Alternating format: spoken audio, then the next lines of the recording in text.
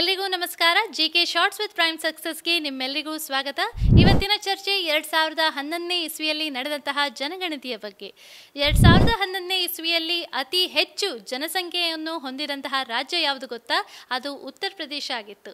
ಅದೇ ಜನಸಂಖ್ಯೆಯ ಸಾಂದ್ರತೆ ಬಗ್ಗೆ ನಾವು ಮಾತಾಡ್ಲಿಕ್ಕೆ ಹೋದರೆ, ಅಂದರೆ ಪ್ರತಿ 1 ಸ್ಕ್ವೇರ್ ಕಿಲೋಮೀಟರಿಗೆ ನಾವು 2011ನೇ ಇಸ್ವಿಯಲ್ಲಿ 382 ವ್ಯಕ್ತಿಗಳನ್ನು ನಾವು ಕಾಣ್ತಿದ್ವಿ.